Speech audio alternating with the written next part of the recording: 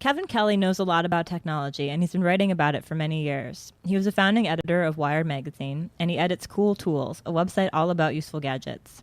He has also written 2 books on technology, Out of Control and New Tools for the New Economy. His newest book is called What Technology Wants, and is a sweeping look at the evolution of technology. Kevin was kind enough to take some time to talk with us about some of the issues he raises in this new book. So your new book is called What Technology Wants, and we're not really used to technology wanting anything unless we're reading a science fiction novel. So what's the story behind the title? I use the word want in the way that a plant might want light or a grasshopper might want food. It doesn't mean that it's conscious, but it does mean that there is an inherent bias towards certain directions. And in the title, technology, I'm not thinking of the little individual gizmos in your pocket or even the internet as a whole, but the entire superorganism of all these things connected together in the way that it takes 1,000 other technologies to make that phone in your pocket, and everything we construct is sort of interdependent upon another. So that whole thing has a bias, even though your phone may not.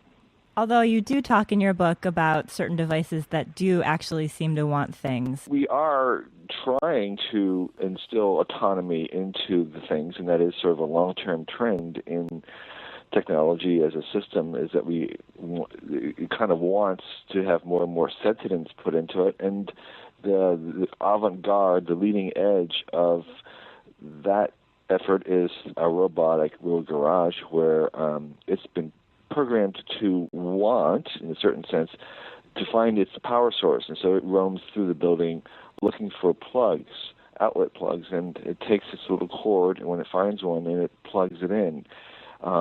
And I had the opportunity to stand between it and the plug, and it was very, very clear that it wanted electricity.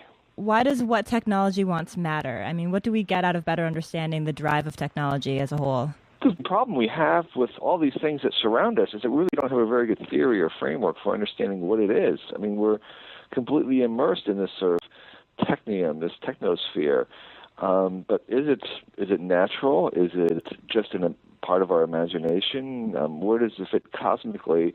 And that's an important question, because when a new thing comes along, we don't really have a very good way to determine whether we should embrace it or keep it at arm's length. And so I'm suggesting that we can't really have a kind of a techno-literacy unless we understand what it is and how it works to some extent.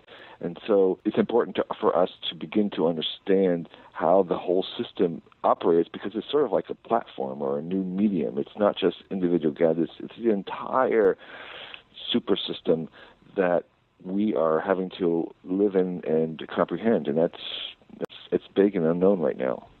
Do you think it's possible to manipulate this sort of technological sphere to serve our own goals?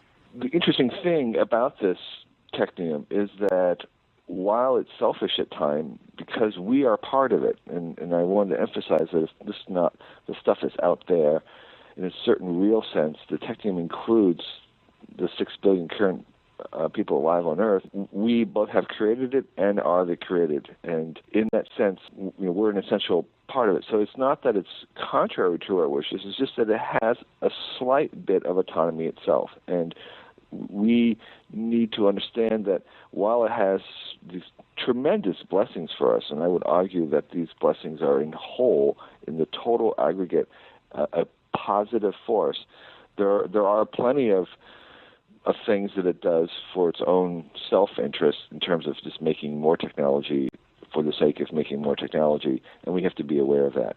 You're listening to the Penguin Business Beat. This show is part of the Penguin Radio Network. For more information about this show, visit www.portfolioimprint.com. And now back to our interview with Kevin Kelly. So you talk about this idea of technology overall being good as opposed to bad, and how do you make that sort of assessment? I mean, the typical kind of orthodoxy, the dogma among many technologists is that, technology is just a tool, it's neutral, you can use it for harm or for good, it kind of depends on what you do with it. And that's true to a certain extent, because very clearly any technology that's powerful can be powerfully abused, and every new technology will bring new problems as well as solutions. So in that sense, when we look around, we might think, 50% of everything it does is really very harmful or crap, either one.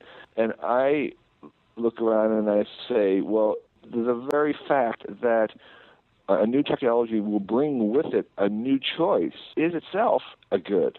And so that new choice that every technology brings tips the balance very, very, very, very slightly in favor of the good, because now we have an additional choice.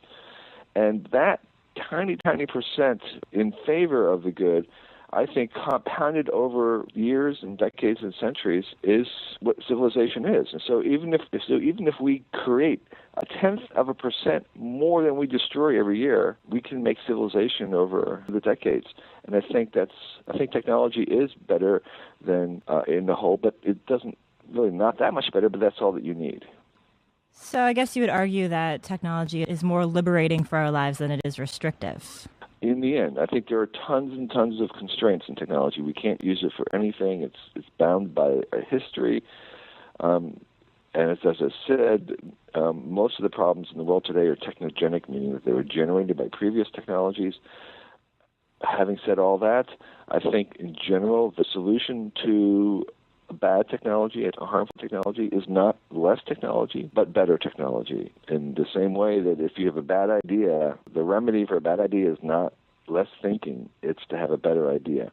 Better ideas, better technologies, meaning that we keep making the system go, we keep expanding choices and possibilities, so that in the long run, the long-term trend is that technology increases opportunities, chances, possibilities, and options for everyone, and that is a good. Where do you think technology is headed looking forward? How do you think it'll change the way we work and live? Where technology is going is that it's going to become more complex. It's never going to become simpler. We can expect that. It's going to become more diverse. So whatever we're going to have, instead of just 100 different iPhones or phones, we'll have 1,000, and they'll all survive. There'll be room. We're making more room for them. They'll be more specialized, and so the trend in life is always to go from the general to the specific. So we start off as a general purpose cell, and you have more and more specialized cells. So you start with a kind of a camera, then you have infrared camera, panoramic camera, underwater camera. But then even the underwater cameras will come specialized, and there'll be underwater cameras for 10 feet, underwater cameras for 100 feet, underwater cameras for ultraviolet, and then even those become specialized. And so there's increased specialization, there's increased energy density. The most energy dense thing we have in the universe is now the computer chip. It will become even more energy dense.